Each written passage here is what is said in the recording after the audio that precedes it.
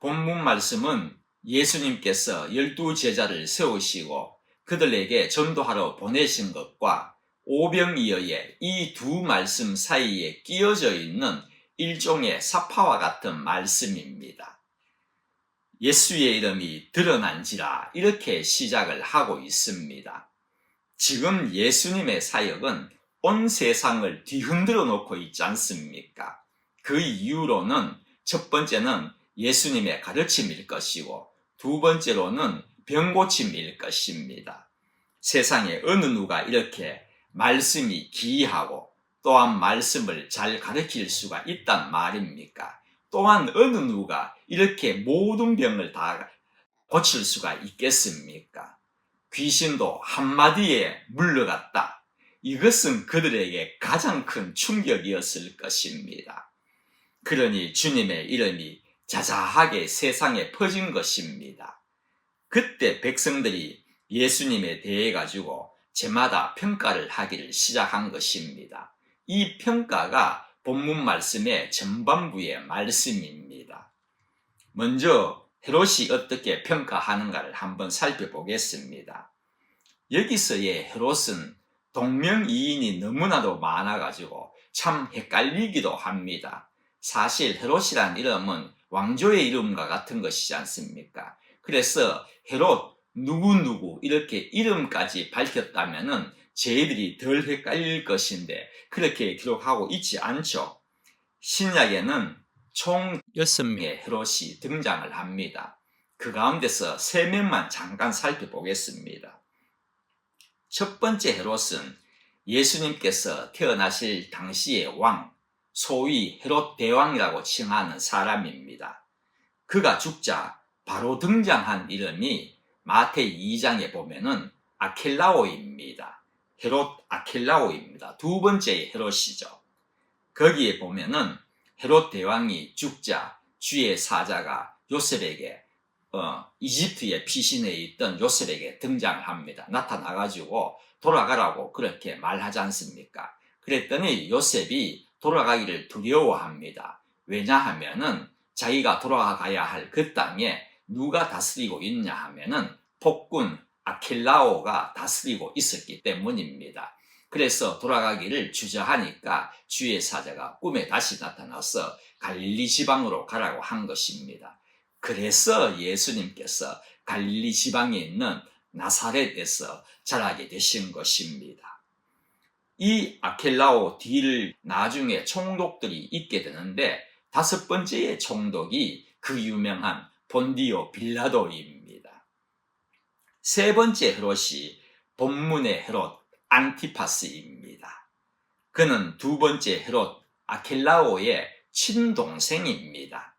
이 안티파스는 예수님과 가장 관계가 있는 자였습니다. 그래서 우리들은 꼭 기억해야 하는 사람이기도 합니다. 너무나도 강교해가지고 예수님께서 여우라고 그렇게 말씀하시기도 했습니다. 십자가의 사건, 그 당시의 헤롯이 이 안티파스입니다. 이 헤롯 안티파스가 예수님의 이름을 듣게 된 것입니다. 그런데 그의 생각이 참 특이합니다. 예수님을 그가 죽인 요한이 살아났다고 생각을 한 것입니다. 죽은 자가 어떻게 살아날 수가 있겠습니까? 사실 그의 머릿속에 새겨져 있는 이름은 요한밖에 없을 것입니다. 의인이었는데 자기가 죽였으니 지울래야 지울 수가 있겠습니까?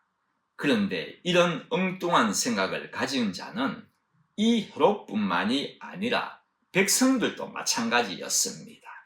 엘리야다, 어떤 이는 옛 선지자 중에 한 명이다, 이렇게 말을 하고 있는 것입니다. 헤롯이야 하나님을 믿는 자가 아니지 않습니까? 그러니 무슨 생각을 하든 관계가 없습니다마는 백성들이 엘리야나 선지자를 거론하고 있다는 것입니다. 이것이 문제입니다. 왜냐하면은 그들이 예수님을 모를 리가 없습니다. 본문 앞에 보면은 주님께서 회당에서 가르치실 때에 그 가르침과 능력에 놀라서 뭐라 하고 있는지 아십니까? 3절 말씀입니다. 이 사람이 마리아의 아들 목수가 아니냐, 야고보와 요셉과 유다와 시몬의 형제가 아니냐, 그 누이들이 우리와 함께 여기 있지 아니하냐 하고 그렇게 말하고 있습니다. 주님이 누구인지를 안다는 것입니다. 그러니 주님의 이름이 예수임을 당연히 알 것입니다. 형제의 이름도 정확히 여기에는 밝히고 있지 않습니까?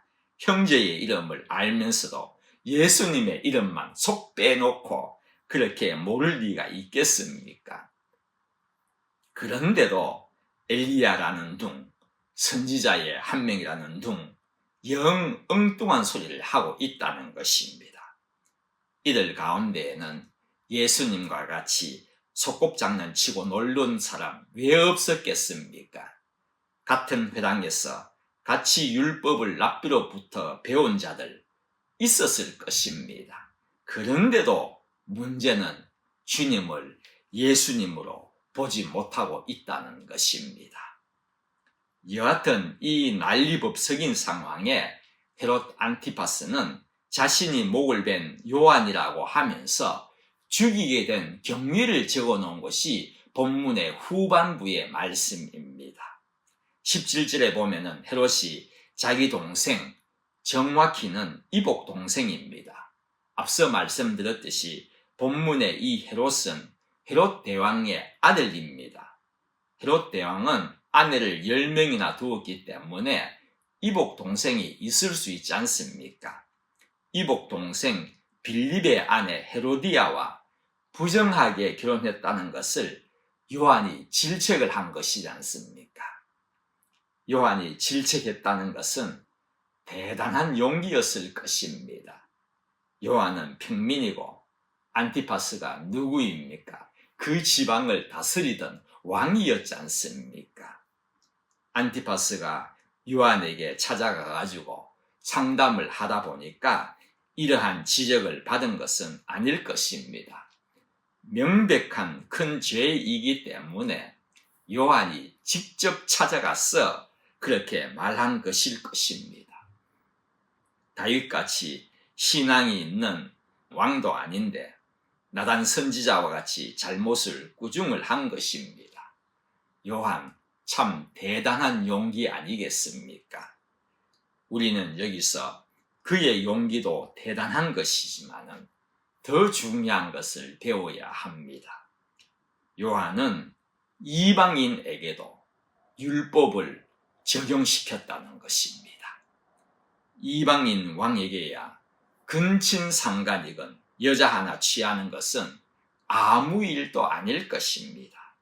그러나 요한은 이방인에게도 말씀을 들고 갔다는 것입니다. 말씀으로 비춘 것이었다는 것입니다. 무슨 말입니까?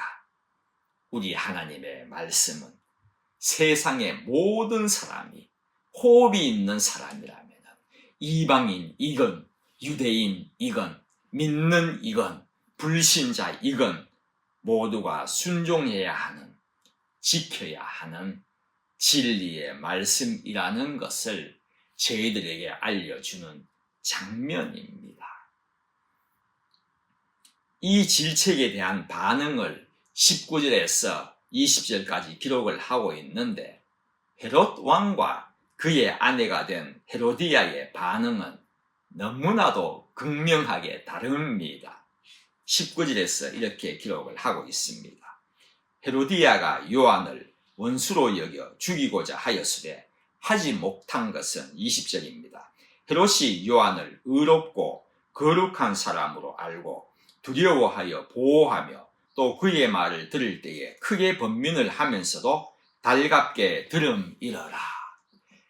헤로디아가 요한의 지적에 화가 하늘 끝까지 치밀어 요한을 원수로 여겼다는 그런 말씀입니다. 이까지는 그렇다고 하더라도 죽이고자 하였다는 것입니다. 정말 악녀 아닙니까? 얼굴은 미녀일지 모르지만은 그의 마음은 아주 추한 악녀임에 틀림이 없습니다. 그러나 반대로 헤롯 안티파스는 요한의 질책을 달갑게 받았다고 그렇게 기록을 하고 있습니다. 또한 살리려고 노력을 하였다는 것입니다. 왜 그렇습니까? 그를 의인으로 알고 거룩한 자로 알았기 때문입니다. 여러분, 영적 지도자에 대한 반응은 참 중요합니다. 예를 들면은 우리 목사님께서 성도가 잘못하면은 지적을 하실 때에 보면은 두 종류의 반응이 있습니다. 하나는 회개하는 사람이 있고 또 다른 하나는 교회를 떠나는 사람이 있습니다. 교회를 떠나는 사람, 왜 교회를 떠나겠습니까? 많은 경우 진정한 회개가 없는 사람이기 때문에 떠납니다. 여러분, 성도에게 죄를 지적하는 것이 쉽겠습니까? 그냥 두는 것이 쉽겠습니까? 두는 것이 더 쉽습니다. 훨씬 쉬울 것입니다. 그럼에도 영적 지도자이신 목사님께서 지적을 하셨다면 그것은 하나님의 지적입니다. 그렇게 알고 믿어야 합니다. 하나님의 하신 것으로 받아들여야 한다는 것입니다. 그러니 잘못에 대해 지적을 당해도 웃음도 좀 듣고 그렇게 하는 것도 이것도 사실은 감사한 일입니다. 왜냐하면 하나님께서 사랑하시사 빨리 신호를 주셨기 때문 아니겠습니까? 21절에 보면은 마침 기회가 좋은 날이 왔다고 그렇게 기록을 하고 있습니다. 헤롯 생일 때에 헤로디아가 딸을 거기서 춤을 추게 한 것입니다. 춤을 참 잘 췄던가 봅니다. 그 춤을 보고 헤롯 안티바스가 뭐라고 합니까?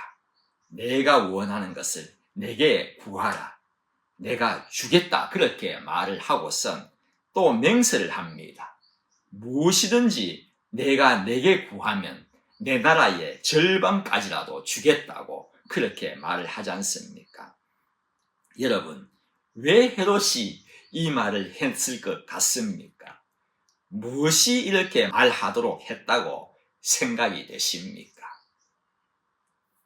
저는 이 장면을 보면서 느낀 것은 헤롯이 제정신이 아니었다는 것입니다. 왜입니까? 술을 엄청 마셔서 술에 취했기 때문입니다. 그러지 않고선 이런 말을 할 리가 만무합니다. 성도의 생활에서 술, 담배의 문제는 참 민감한 부분입니다. 마셔도 된다, 안 된다, 양쪽이 팽팽하게 대립하고 있기 때문이지 않습니까? 이렇게 팽팽할 경우에는 여러분 꼭 기억하시기 바랍니다. 하지 말라는 쪽으로 생활을 하면은 신앙생활은 더 자유로워집니다. 술 마시지 말라고 하면은 성경에 어디 그렇게 기록이 되어 있냐? 취하지 않으면 되지 뭐 이렇게 대꾸하는 사람들이 참 많이 있지 않습니까? 성경에는 금주할 것을 엄청 많이 기록을 하고 있습니다. 특히 잠언에서는 더더욱 그렇습니다. 잠언이 어떤 책입니까? 지혜자의 권면서이지 않습니까? 그렇다면은 지혜로운 자가 되기 위하여서는 금주의 삶을 살아야 한다는 것입니다. 저희들은 주위에 술 끊으신 분들을 참 많이 봅니다. 그냥 내 힘으로 끊는 것이 아니라 성령의 능력으로 끊는 사람, 제가 강조합니다. 엄청 많습니다. 이게 무슨 말입니까? 성령의 능력으로 끊었다. 이것은요, 성령님께서 원하시는 것은 끊는 것이라는 것입니다. 그렇다고 생각되지 않습니까? 반대로 성령님께서 술 마시라고 한 적 한 번이라도 있습니까? 그런 사람 저는 한 명도 만나본 적이 없습니다. 나는 술 안 마시고 잘 지내고 있는데 성령이 굳이 마시라고 해서 이제 술 마십니다. 한 명도 본 적이 없습니다. 사실 술이 긍정적인 것을 말씀하신 구절도 들어 있습니다. 그런데 금주를 확실하게 내린 직분이 있지 않습니까? 기억하십니까? 제사장입니다. 회막에서 봉사할 때에는 술 마시면은 죽이겠다고 하나님께서 경고하셨습니다. 엄청난 경고입니다. 저희들은 어느 때에 살고 있습니까?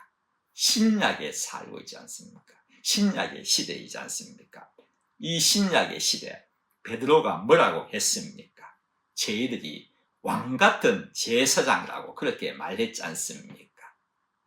그렇다면은 제사장인 저희들도 당연히 금주해야 하는 것입니다. 헤롯의 취함으로 세상에 둘도 없이 중요한 요한을 죽였다면은 술 취하게 한 것은 마귀의 역사임에 분명합니다. 헤롯은 요한을 의로운 사람이라고 믿고 살려두려고 했지만은 왜 결국에는 요한을 죽이게 됩니까? 26절 말씀입니다. 왕이 심히 근심하나 자기가 맹세한 것과 그 앉은 자들로 인하여 그를 거절할 수 없는지라. 체면 때문에 거절할 수가 없었다는 것입니다. 한 명의 체면 때문에, 그것도 얼마 안 되는 땅 덩어리의 지배자의 체면 때문에 요한이 죽었어야 되겠습니까? 죽어야 할 자는 요한이 아니라 이 헤롯 안티파스 아닙니까? 근친상간 레위기 20장에 보면은 사형입니다. 정말 요한의 죽음은 너무 안타깝다는 것입니다. 요한이 어떤 자입니까? 구약 역사상 약 400년 동안 몇 명의 선지자가 등장하는지 아십니까? 최소한 대선지, 소선지만도 17명이나 등장을 합니다. 400년 동안 17명이 등장합니다. 말라기 끝으로부터 400년 만에 등장한 이 귀한 참 선지자가 누구입니까? 요한이었습니다. 그렇다면 그는 오랫동안 살면서 복음을 증거해야 하는 것 아닐까요? 17명 분의 1을 해야 하는 것 아닙니까? 그가 누구입니까? 다른 이도 아니고 하나님께서 그를 주의 길을 예비하는 자라고 그렇게 기록하고 있지 않습니까? 말씀하셨지 않습니까? 그렇다면 주님의 부활도 예비하는 자가 되고 언젠가는 다시 오실 주님의 재림의 길도 예비하는 자로 쓰임을 받아야 한다는 것은 당연한 것 아니겠습니까? 그런 생각이 들지 않습니까? 의인의 바른 말 한마디로는 감옥을 가게 되고 요한의 머리를 구하라는 악녀의 말 한마디로 죽음까지 이르게 되었다는 것이, 역사의 뒤안길로 사라졌다는 것이 얼마나 안타까운 일이냐는 말입니다. 아무리 생각해도 그는 정말이지 요한 너무 일찍 죽었습니다. 여기서 말씀이 우리에게 알려주고자 하는 것은 분명히 있습니다. 요한의 짧은 인생이란 자신은 일찍 무대의 뒤로 사라지고 예수님을 더 높이려는 것임을 알아야 하는 것입니다. 그는 30세라는 황금 시기임에도 불구하고 주님을 위하여서 자리를 내어준 자입니다. 그렇습니다. 성도 여러분, 우리의 삶은 몇 년입니까? 80입니까? 90입니까? 오래오래 살고 싶으시지 않습니까? 그러나 뒤돌아보니까 벌써 이렇게 세월이 훌쩍 지나가 버리고 주님께 더 많이 헌신했었어야 하는데라는 후회만 남아있는 저희들은 아니겠습니까? 그렇다고 후회의 늪에 빠져 있을 수만은 없습니다.